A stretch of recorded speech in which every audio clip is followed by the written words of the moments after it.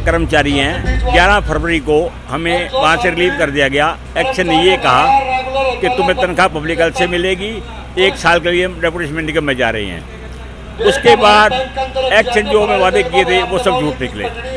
अब कमिश्नर को नोटिस दिया तनख्वाह के लिए, तो कमिश्नर का मेरा बजट नहीं मेरे पास, निगम वाले बजट तनख्वाह देने को तैयार नहीं, पब्लिक हेल्थ हाथ खड़े कर दिए। ये कर्मचारी कहाँ जाए?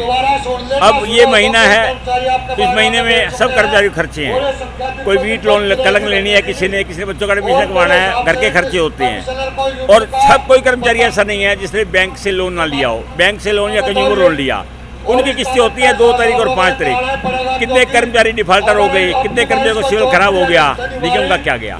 निगम में पहले भ्रष्टाचार का बोलबाला है, कुछ दिन बाद दे चुके हैं कि 2 पार्षदों ने इस्तीफा दे दिया भ्रष्टाचार के नाम पर। मैं उन पार्षदों को सलाम करता हूँ कि भ्रष्टाचार के खिलाफ उन्होंने आवाज़ उठाई। ये निगम भ्रष्टाचार का बन चुका है। तो इसमें हम यही चाहते हैं कि कमिश्नर हमें पब्लिक हेल्थ में भेज दे। अगर इनका भी तनख्वाह देने का नहीं है तो हम निगम में काम करेंगे, मगर हमारा जो लेन देन होगा वो पब्लिक हेल्थ के अंडर में होना चाहिए। हमें सैलरी तेजी से मिले, ना कि निगम से।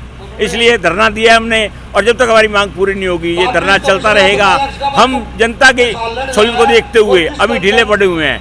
अगर पब्लिक हेल्थ कर्मचारी अपनी आई पर आ गए तो पानी की सप्लाई शहर में बंद कर देंगे। जनता ताई करेगी, तब कमिश्नर का और राजेश कोशी का क्या होगा ये वो जाने।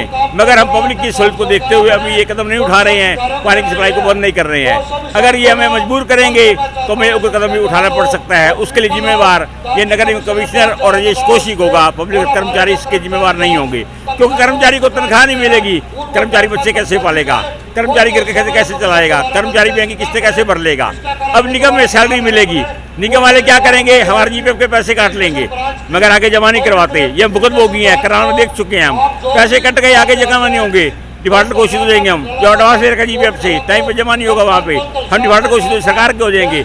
निगम का क्या जाएगा? हम ये चाहते हैं कि हमारा जो भी लेन देन है जैसे पब्लिक हेल्थ से होता है वैसे होता रहे। और अगर निगम का कमिश्नर हमारा कुछ नहीं सोच सकता तो निगम में हमें वापसी पे पब्लिक हेल्थ में भेज दे। इसका ये जो प्रदर्शन है नगर निगम के कमिश्नर साहब के ऑफिस के बाहर, हमारी सैलरी समय पे नहीं मिल रही, हमारे वेतन भत्ते नहीं मिल रहे, हमारे वीट लोन के जो गेहूं के पैसे मिलते हैं वो नहीं मिल रहे। हरियाणा सरकार ने हमारे को डेप्यूटेशन पर नगर निगम में भेजा था 1 साल के लिए, और ये कहा था कि वह आपकी तनख्वाह आपके भत्ते समय पे देंगे। लेकिन यहाँ पे जो नगर निगम अधिकारी है, हमारा पब्लिक हेल्थ से एक्शन राजेश कौशिक, वो भ्रष्ट अधिकारी है, बहुत निकम्मा है, झूठा है। वो पब्लिक को भी झूठ बोलता है, कर्मचारी को भी झूठ बोल के लेके आया कि भाई सरकार ने आपका बजट दे दिया 120 करोड़ रुपये और मेरी जिम्मेवारी आपको समय पे वेतन मिलेगा, समय पे भत्ते मिलेगा। लेकिन हमने 30 तारीख को कमिश्नर साहब को नोटिस दिया था कि वह हमारी 10 तारीख तक या तो सैलरी दे दी जाए, नियम 11 अप्रैल को नगर निगम कार्यालय के बाहर प्रदर्शन लगाएंगे।